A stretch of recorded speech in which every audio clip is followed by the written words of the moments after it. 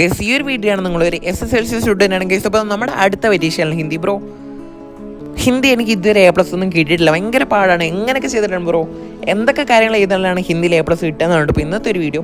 ശരിക്കും പറഞ്ഞിട്ട് ഇപ്പോൾ എല്ലാവരുടെ ഒരു മൈൻഡ് സെറ്റ് ആയിരിക്കും ലാസ്റ്റ് നിമിഷമല്ലേ ഏതെങ്കിലുമൊക്കെ യൂട്യൂബ് ചാനലായിട്ട് കണ്ടിട്ട് എങ്ങനെയെങ്കിലും മാക്സിമം തട്ടിക്കൂട്ടി പരീക്ഷയായിട്ട് കിട്ടുകയാണെങ്കിൽ കേട്ടിട്ട് ആ ഒരു മൈൻഡ് സെറ്റ് അല്ലായിരുന്നു നിങ്ങൾക്ക്. ശരിക്കും പറയട്ടെ, ആ ഒരു മൈൻഡ് സെറ്റ് മാറ്റി വെച്ചതിന് ശേഷം നമ്മൾ പഠിക്കാൻ വേണ്ടി ടൈം കൊടുക്കുന്നുണ്ടോ, അങ്ങനെ പഠിക്കാൻ വേണ്ടി ടൈം കൊടുക്കുന്നുണ്ടെങ്കിൽ അത് A+ വേണ്ടി ആയിരിക്കണം. ആ ഒരു മൈൻഡ് സെറ്റ് വെച്ച് പഠിക്കാം.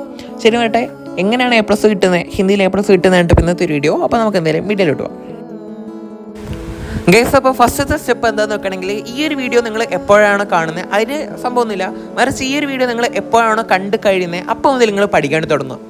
കേട്ടല്ലോ, ഈ ഒരു വീഡിയോ എപ്പോഴാണ് കഴിയുന്നത് അതിനുശേഷം നിങ്ങൾ എന്താ ഹിന്ദി ടെക്സ്റ്റ് ബുക്ക് എടുക്കുക, നേരെ പഠിക്കാൻ പോകാം. ഒരു പേപ്പറൊക്കെ എടുത്തോ ഗൈസ്. അപ്പം എല്ലാവരും തന്നെ പ്രോമിസ് തരിക, അല്ലാണ്ട് ചുമ്മാ മടിയാണ് ബ്രോ അങ്ങനെയൊക്കെ ചുമ്മാ പറ്റിക്കല്ല, എല്ലാവരും ഒക്കെ പഠിക്കാൻ വേണ്ടി പോവുക ഗൈസ്. അപ്പോൾ രണ്ടാമത്തെ സ്റ്റെപ്പ് എന്താണെന്ന് വെക്കുകയാണെങ്കിൽ നിങ്ങളിപ്പം അവസാനത്തെ പാഠം മുതൽ ആദ്യത്തെ പാഠം വരെ പഠിക്കുക. ഇതായിരിക്കണം ഫസ്റ്റത്തെ നിങ്ങൾ ഒരു പേപ്പറിൽ നോട്ട് ചെയ്യാണ്ട് പോകുന്ന ഫസ്റ്റത്തെ കാര്യം. അവസാനത്തെ പാഠം മുതൽ ലാസ്റ്റത്തെ പാഠം വരെ. ബ്രോ, എങ്ങനെയാണ് ബ്രോ പഠിക്കേണ്ടത്? ഹിന്ദി കാണാതെ പഠിക്കണം ഗൈസ്. ഒന്നുകൂടി പറയുന്നു, ഹിന്ദി ഒരിക്കലും കാണാതെ പഠിക്കരുത്, മറിച്ച് നിങ്ങൾ ഫസ്റ്റത്തെ നോക്കണമെങ്കിൽ ഗൈസ്, നിങ്ങൾ ഫസ്റ്റ് നോക്കണമെങ്കിൽ ഒരു 15 മിനിറ്റ് കൊണ്ട് ഒരു പാഠത്തിൻ്റെ ആശയം ഫുള്ളി സെറ്റാക്കി വെക്കണം. യൂട്യൂബ് കണ്ടിട്ടാണെങ്കിലും എങ്ങനെ കണ്ടിട്ടാണെങ്കിലും 15 മിനിറ്റ് കൊണ്ട് അതിൻ്റെ ആശയം നിങ്ങളുടെ മൈൻഡിൽ നോക്കണമെങ്കിൽ കാണാതെ ഒരിക്കലും പഠിക്കില്ല, അങ്ങനെയൊന്നും ചെയ്യില്ല. ജസ്റ്റ് മൈൻഡിൽ സാർ എന്താണോ പറയുന്നത് അതൊക്കെ ജസ്റ്റ് ഒന്ന് മനസ്സിലാക്കി മൈൻഡിൽ വെച്ചേക്കുക, ഒരിക്കലും കാണാത്ത അങ്ങനെയൊന്നും ചെയ്യില്ല കേട്ടോ. അപ്പോൾ അതിനുശേഷം നോക്കണമെങ്കിൽ അടുത്ത ഒരു 10 മിനിറ്റ് നിങ്ങൾ എടുക്കണം.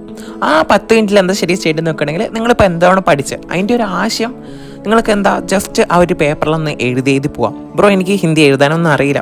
ശരിക്കും പറയട്ടെ, നിങ്ങൾക്ക് എഴുതാനൊന്നും അങ്ങനെ അറിയത്തൊന്നും ഇല്ലെങ്കിൽ നിങ്ങൾ ജസ്റ്റ് യൂട്യൂബ് പോയിട്ട് അതിൻ്റെ ആൽഫബറ്റൊക്കെ അങ്ങനെയൊക്കെ നിങ്ങൾ ജസ്റ്റ് ട്രൈ ഒക്കെ ചെയ്ത് നോക്കണം. നിങ്ങൾ ജസ്റ്റ് ഒന്ന് ട്രൈ ചെയ്ത് നോക്കും, പിന്നെ ബാക്കിയൊക്കെ വരുന്ന വെച്ചിക്കണം.